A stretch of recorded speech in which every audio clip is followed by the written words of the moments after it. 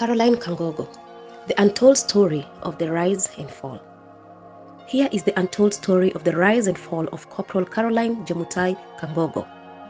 As a girl, she was born with a dream to follow the footsteps of her father, who is now a retired policeman, and become a police officer with allegiance to protect the citizens of her country and to maintain law and order.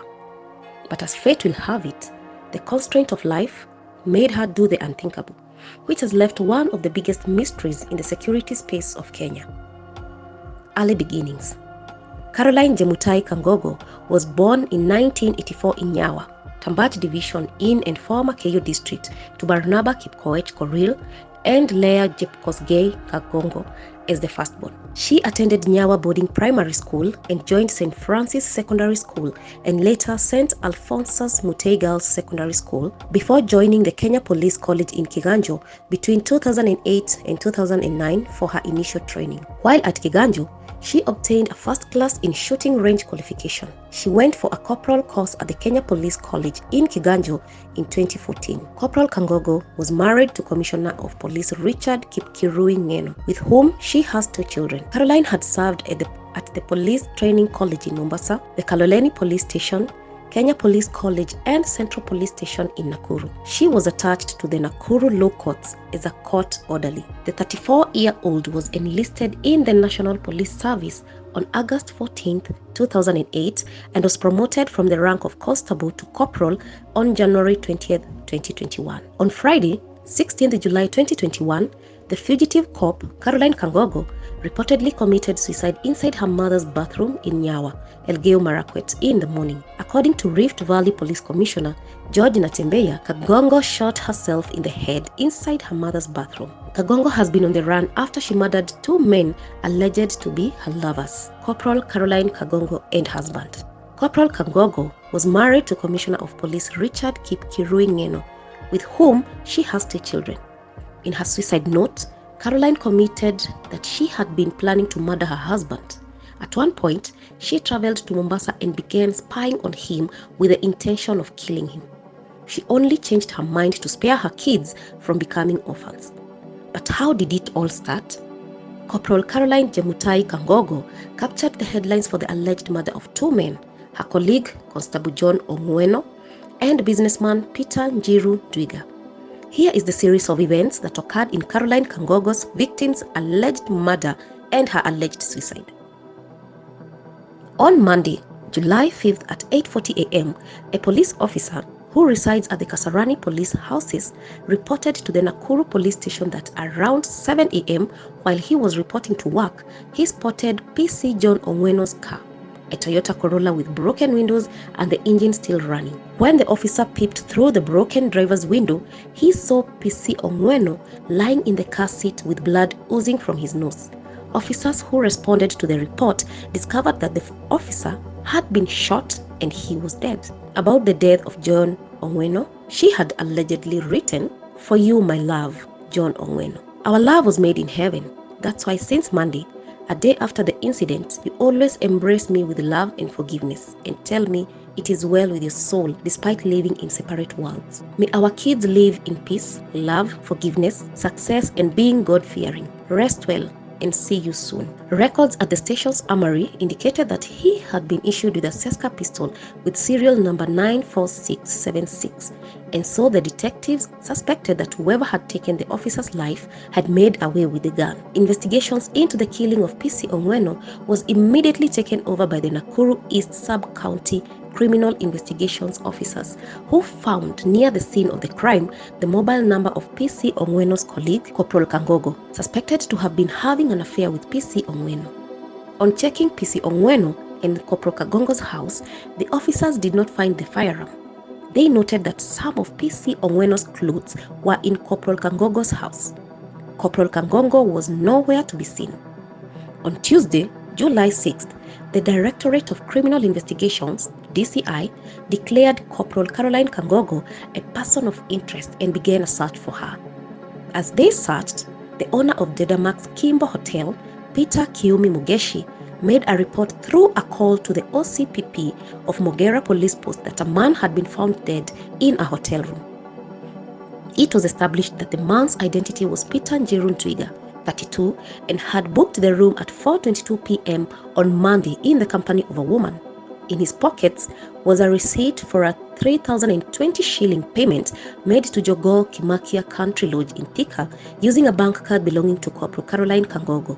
The receipt indicated that the payment was made at 15:29 hours on July 5th. Lodge employees said Corporal Kangogo had eaten lunch at the facility on Monday, July 5th. The DCI issued a statement declaring Corporal Kangogo armed and lethal and cautioning people, particularly men, to be wary of her as she was on a killing spree and was luring men to hotels before murdering them. The DCI issued a toll-free line to the public and asked them to report any information concerning the whereabouts of Corporal Kangogo. Corporal Caroline Kangogo, the suspect behind the killing of Police Constable John Ongweno in Nakuru, has shot dead yet another man in cold blood. Caroline Kangogo allegedly lured Peter Ntwiga to a hotel in Kimbo at around 4 p.m. where she shot him on the head at point-blank range before emerging from the room at around midnight and fleeing to an unknown destination, leaving the body sprawled on the bed. According to detectives, Kangogo told an attendant working at the hotel that she had gone to buy toothpaste, only for her to escape after committing the crime.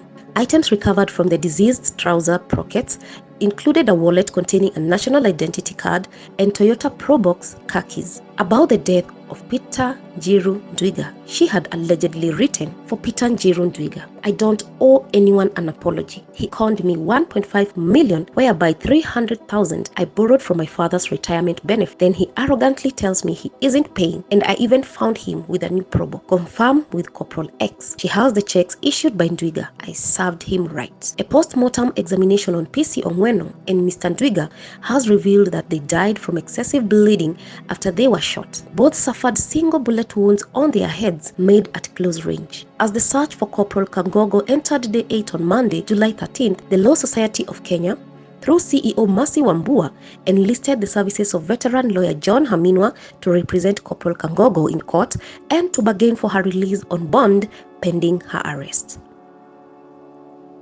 Sources said Corporal Kangogo had expressed fears of her life and therefore wished not to be detained in any police station. Senior Counsel Haminwa, attaching conditions to the gesture, said Corporal Kangogo must surrender the weapons she is said to have to the police or to any of Mr. Haminwa's law firm offices. Director of Criminal Investigations George Kinoti had formed a team of elite detectives from several specialized units of the DCI to track down Corporal Kangogo. On Friday, 16th July 2021, the fugitive cop, Caroline Kangogo, reportedly committed suicide inside her mother's bathroom in Nyawa, Elgeyo Marakwet in the morning. According to Rift Valley Police Commissioner George Natembeya, Kangogo shot herself in the head inside her mother's bathroom. Amejiua asubuhi ya leo. Alionekana asubuhi hivi, aliingia kwa zile bathroom na nje akajipiga. Amejiua asubuhi ya leo. Alionekana asubuhi hivi, aliingia kwa zile bathroom za nje akajipiga risasi, Commissioner Natembeya said. Mzee Barnaba's Korir, the father of fugitive police officer Caroline Jemutai Kangogo, disputed suspicions that his daughter could have been murdered, insisting that she took her own life. This comes as Mzee Barnaba's Korir, himself a former inspector of police, divulged more details about Kangogo's last moments and how she sneaked into the family compound on a boda at around 10 p.m. but was not seen by any family member until her lifeless body was discovered by her mother Leah during routine cleaning. Mzee Kibor now says that from his own assessment of the scene, there is no indication of foul play that could point to murder. I do not like it when people go on with these insinuations. I do not like it when people go on with these insinuations that she might have been killed. In case you actually know for sure that she was killed, then come forward and say so. But from what I see, this girl, my daughter, took her own life depending on how we found her, said Mzee Kibor. This, he reckons, can be deduced from the fact that the bathroom where she was found, which is 40 meters from the main house, was locked from inside.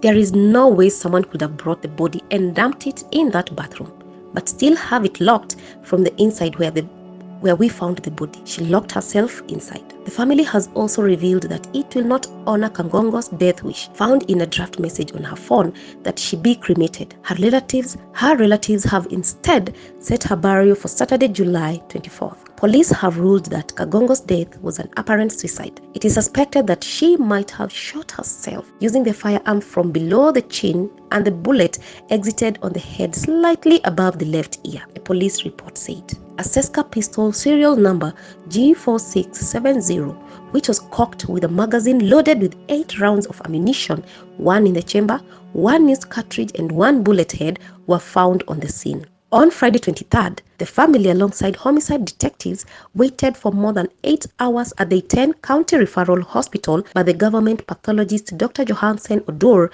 did not show up. He said he was notified of the post-mortem late and thus could not travel in good time. Caroline's brother, Mark Kangogo, said the family has agreed with Chief Government Pathologist Johansen Odor to have the autopsy done on Tuesday 27th of July 2021 at the Moi Teaching and Referral Hospital in Eldoret.